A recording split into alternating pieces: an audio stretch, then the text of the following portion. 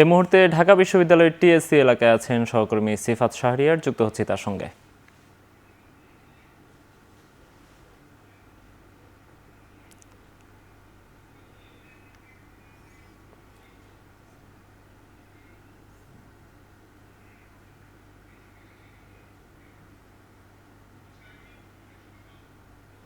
যত যাচ্ছে তত আমরা যেটি দেখছি, আজকের মার্চ ফর গাজা কর্মসূচিতে অংশ নিতে সর্বস্তরের মানুষের ফল নেমেছে ঢাকা বিশ্ববিদ্যালয় এলাকায়।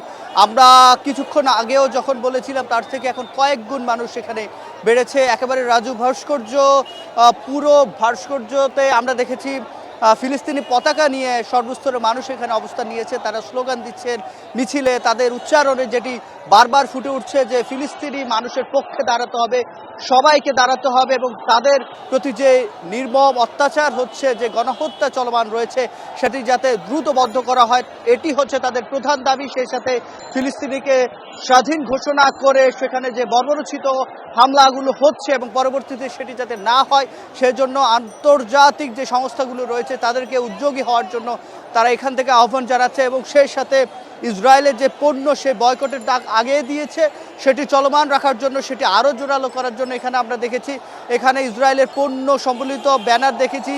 এই পণ্যগুলোকে বর্জন করার জন্য বলেছে, তবে এই পণ্য বর্জন করতে গিয়ে যাতে কোনো ভাঙচুর না হয় সেদিকেও কিন্তু আমরা দেখছি মাইকে ঘোষণা করে দেওয়া হচ্ছে, যাতে কোনো অনাকাঙ্ক্ষিত ঘটনা না ঘটে। তার জন্য এখানে আমরা দেখছি যে অনেক স্বেচ্ছাসেবী সংগঠন এখানে কাজ করছে, নিজেরাই স্বেচ্ছাসেবক হিসেবে কাজ করছে।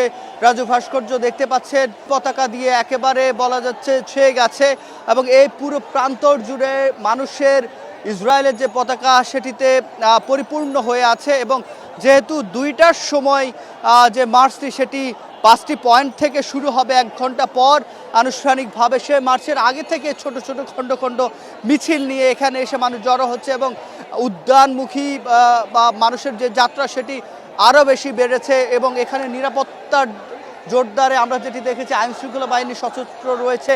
আমরা দেখেছি পণ্য বয়কটের পাশাপাশি এখানে যারা এসেছেন, যেহেতু রোদে উত্তপ্ত এই মৌসুমে, মানুষের জন্য কোমল পানীয়, বিশুদ্ধ পানীয় এবং শুকনো খাবারেরও ব্যবস্থা দেখছি আমরা স্বেচ্ছাসেবী সংগঠনগুলোর পক্ষ থেকে। অর্থাৎ দল মত নির্বিশেষে সকল রাজনৈতিক দল, সামাজিক সংগঠন সকলে এক প্ল্যাটফর্মে এসে গাজার পক্ষে কথা বলার যে একটি প্রত্যয় আমরা দেখেছিলাম অনলাইনে, সেটি কিন্তু আজকে বাস্তবে এখানে আমরা দেখতে পাচ্ছি। এরও আগে রাজনৈতিক দলগুলো, সামাজিক সংগঠনগুলো ভিন্ন ভিন্ন ব্যানারে তারা কর্মসূচি পালন করেছে। আজকে যেটি দেখছি, ব্যানার হচ্ছে আজকে একসাথে একত্রতা প্রকাশ করতে, সংহতি প্রকাশ করে একই ধরনের মিছিল, একই ধরনের স্লোগান আমরা দেখতে পাচ্ছি। এবং টিএসসি এলাকার এই আশপাশে যাতে গাড়ি চলাচল স্বাভাবিক থাকে তার জন্য স্বেচ্ছাসেবকরা কাজ করছে এবং কিছু জায়গা খালি রাখা হচ্ছে এবং একমুখী যে চলাচল সেটিও স্বাভাবিক রাখার জন্য এবং উদ্যানে যাতে মিছিলের মানুষের প্রবাহ ঠিক থাকে তার জন্য এখানে ব্যবস্থা রাখা হয়েছে।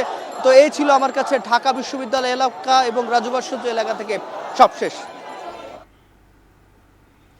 ঢাকা বিশ্ববিদ্যালয়ের টিএসসি এলাকা থেকে মার্চ ফর গাজা কর্মসূচির সবশেষ জানাচ্ছিলেন সহকর্মী সিফাত শাহরিয়ার।